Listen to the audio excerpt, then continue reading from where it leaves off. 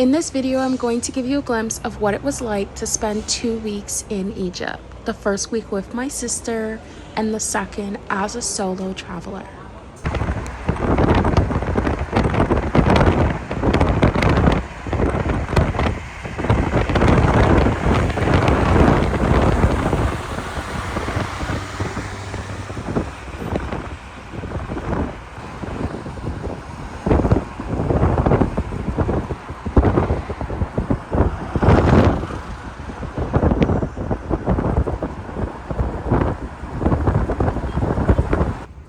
We stayed at the Pyramid Front Hotel right in the middle of downtown Giza, and it was so beautiful. I think we spent like $99 Canadian a night.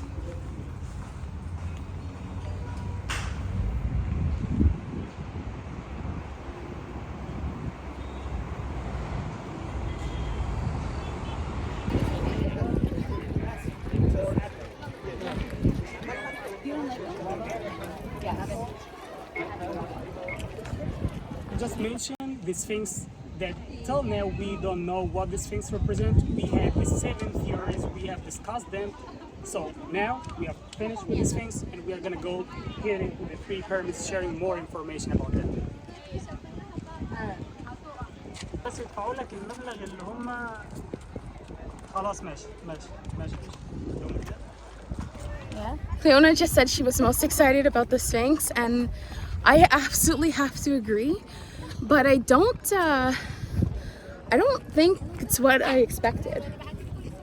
How do you feel? I just thought it was gonna be so big. Oh. Yes. Yeah, exactly. I thought it would be a little bigger, but yeah. Yeah, but still magnificent. And so now we're heading to the Great Pyramids. You can see there's one, there's another one, and there are so many more. Whew. Just such a beautiful day here in Cairo, or Giza rather.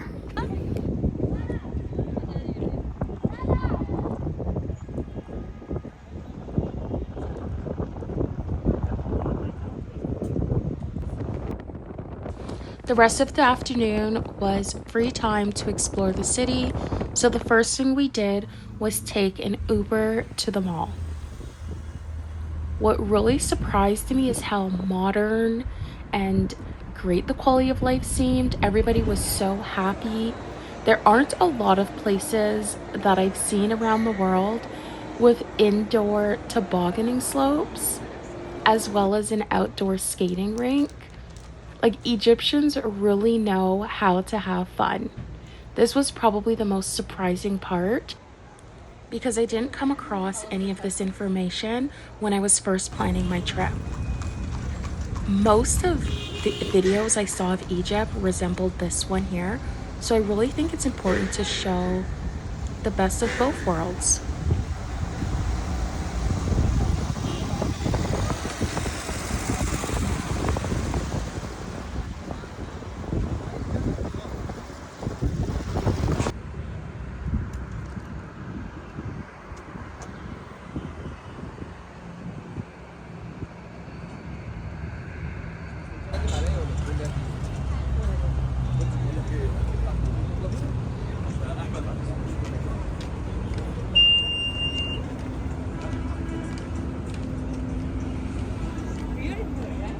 Look at the obelisk.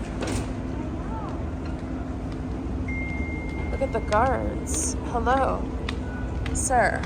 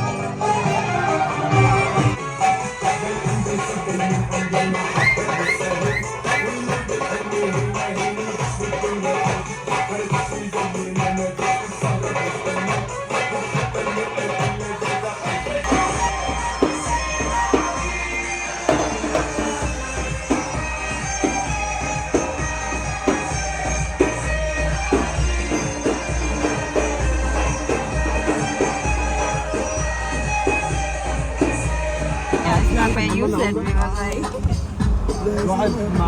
Hello. Oh, hi. Shukran. Just drive, bro. Drive. You're in the moment.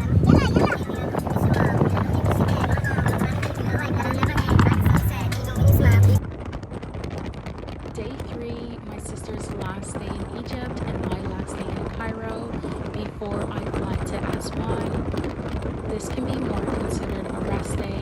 We did not make it out until right before sunset, but we did go downtown Cairo searching for a different kind of vibe.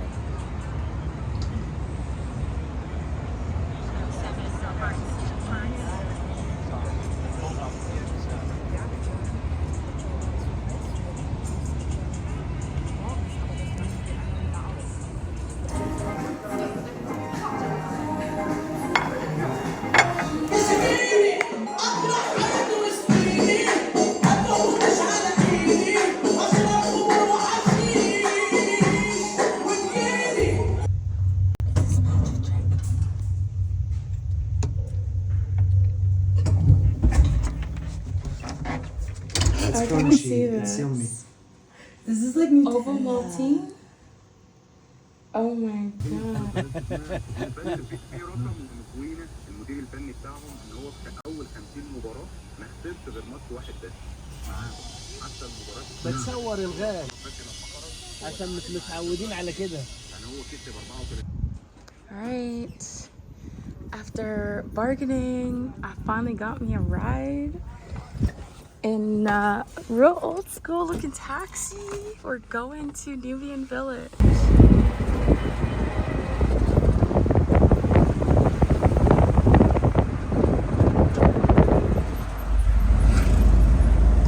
Aswan down, all the down. It's magnificent. It's so big. It's huge. Suhail. It's called Suhail. Okay.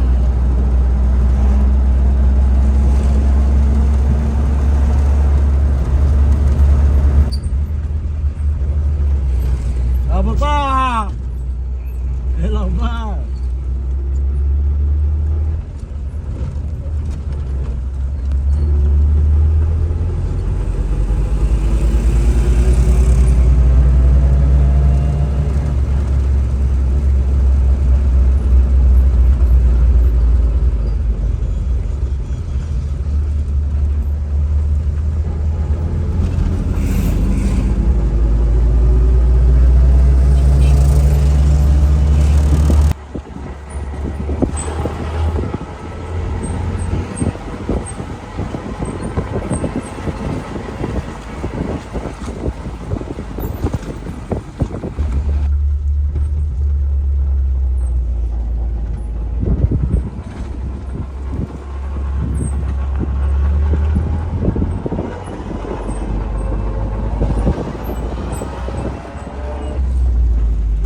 For my first 2 nights alone in Egypt, I booked a room on Airbnb at the Nubian Palace facing the Nile River.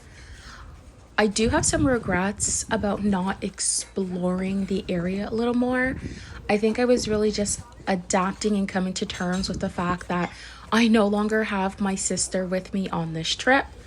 The good news is I did join a bunch of different Facebook groups, so you will see me meet up with other solo travelers along the way, including that lovely girl that was with us at the Pyramids of Giza, who we actually previously met in Oman. She was supposed to travel Jordan with us as well, but I believe she wasn't able to get a visa.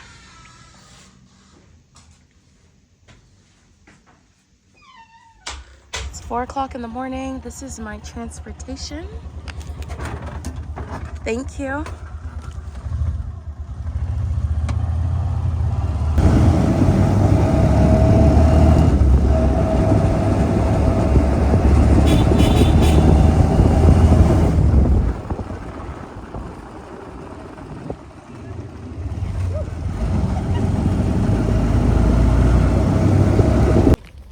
finally made it to Abu Simbel. The problem is we only have an hour because our tour bus decided to arrive late. Not our fault, theirs, but trying to speed through this and literally have no idea where to start. But see what happens. We're following signs for the Great Temple now.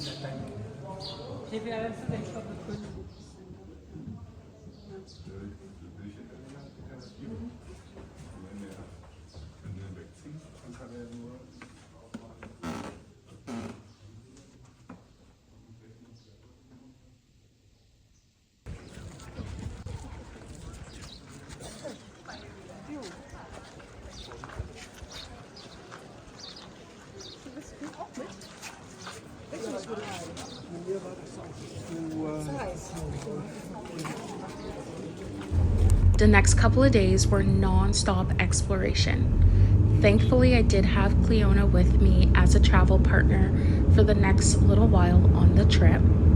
After leaving Nubian village, we did head back into the city. As you can see, this is Aswan. It's a lot more modern. The goal was to check out a couple more historical sites and then take the train up north towards Luxor.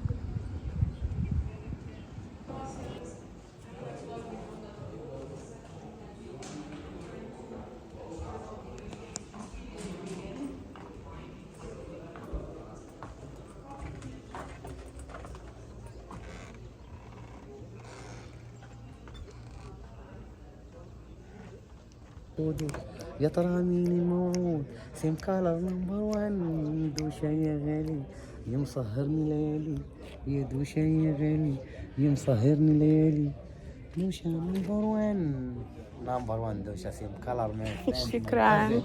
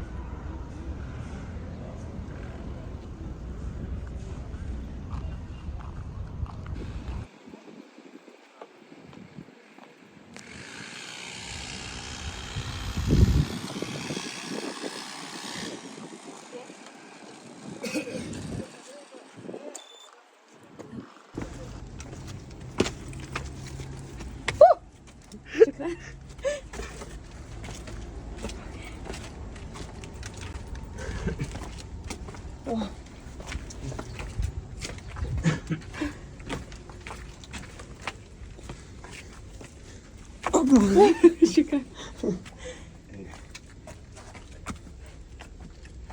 Here is obelisk number 2.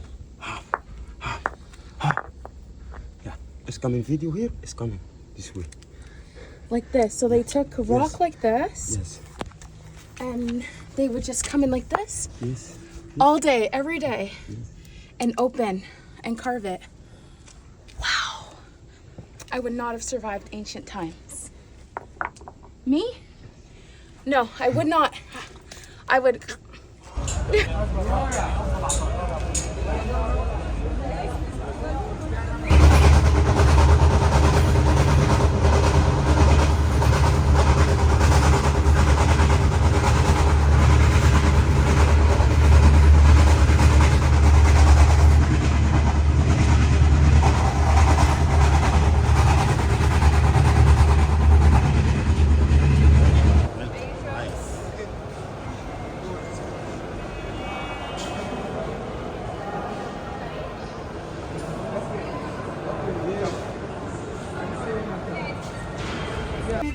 This is the part of the trip where things really get interesting.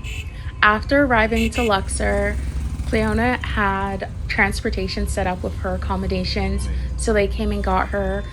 Myself, I did not realize I was going to be on the east bank of Luxor, which is across the Nile, and I needed to get to the west bank. So here's me trying to figure out how to do that without calling my Airbnb host. So I took a taxi to the ferry where they were actually trying to charge like 20 USD to cross. However, someone told me where I can get across for $1. And so obviously as a budget traveler, that was the goal. Now hear this. I get across and of course there's a power outage. So the East Bank is totally lit up and here I am on the West Bank with my phone dying and there's a power outage. Thankfully, my Airbnb host did come scoop me and he was so nonchalant. He's like, let's hang out on the block till the lights come back on. We'll grab some food. Yes, pizza, fenugreek tea, mango juice, fresh mango juice with real clumps in it. Like, how am I supposed to come home? How?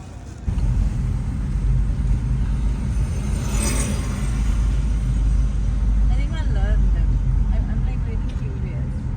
I should ask this guy. What's his name? What? Can you go inside?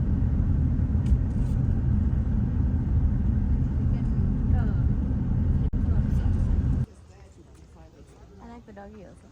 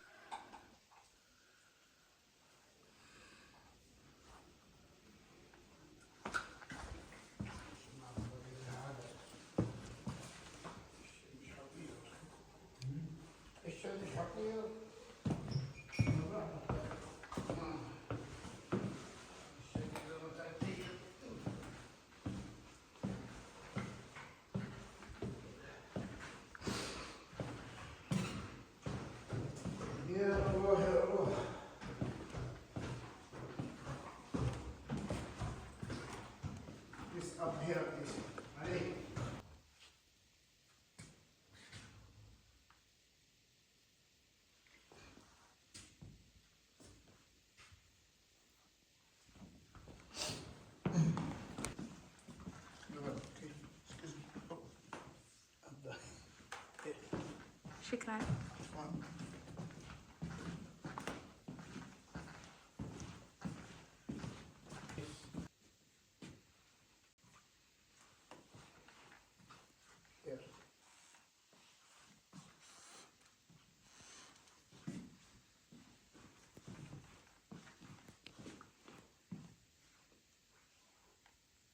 Here, light.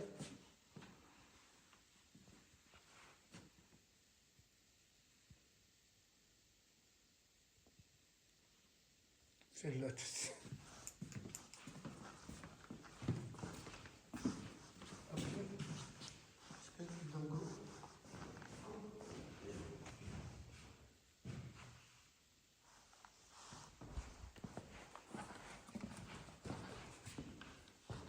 Go here.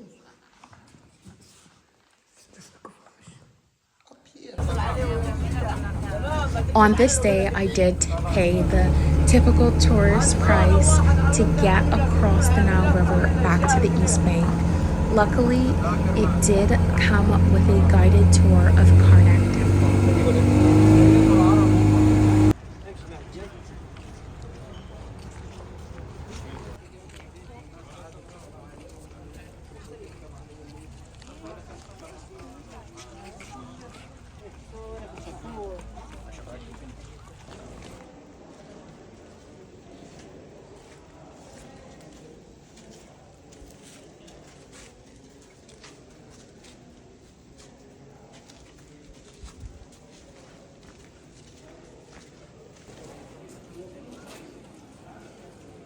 Now, I'm not going to say the tour was a disaster, but there were kids in the group that cried the entire time, making it really difficult to get quality videos.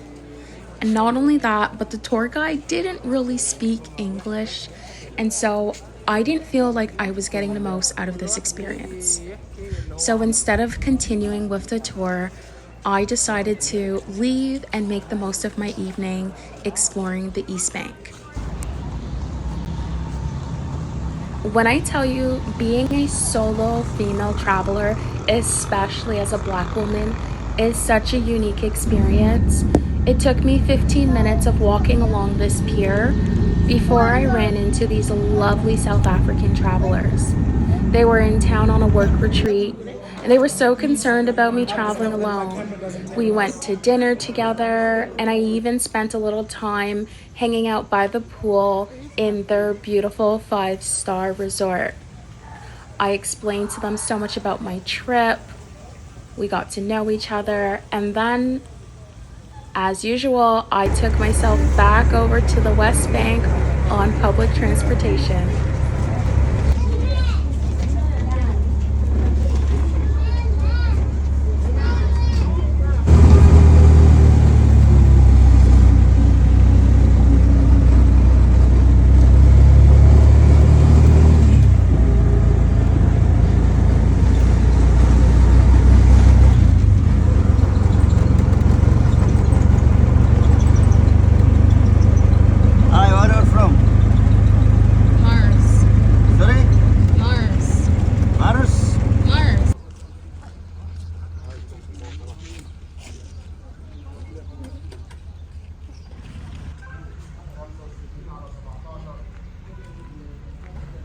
Just for half an hour, show you the information.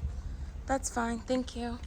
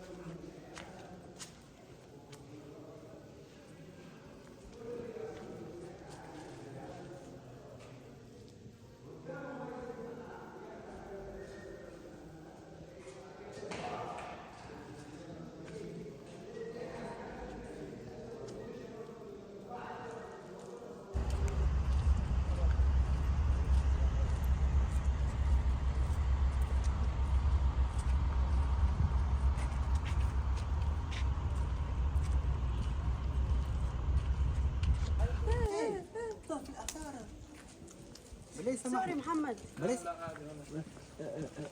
شو اسمه الملك The king 3.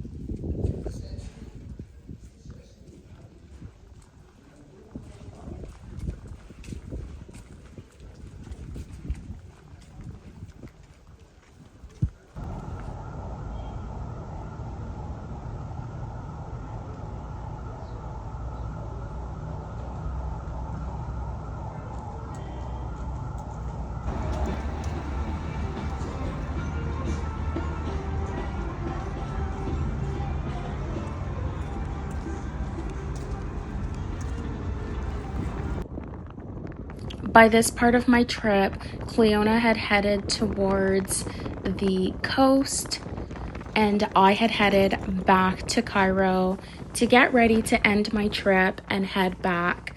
It had been 6 weeks, going on 7 of straight travel, and I was completely exhausted. I was done spending money, done meeting new people, done seeing new places, and so I actually picked up a house sitting, pet sitting gig in Old Cairo, and I truly felt like this was something I needed to do to get to experience how true locals live. What are you doing?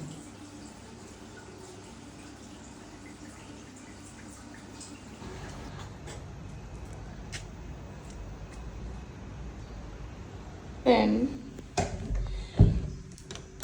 what are you doing?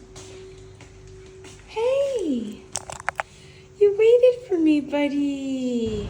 And just like that, my 2 weeks in Egypt came to an end. Because I had just spent a couple days in a space where I truly didn't feel comfortable to unwind, it was important to spend at least one night in a hotel before my very long 12-hour flight back to Toronto.